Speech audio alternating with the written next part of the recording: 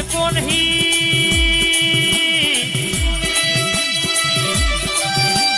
ધરતી ને છેડો નહીં, તારા મેરડી બનાય મારો ઉધાર નહીં.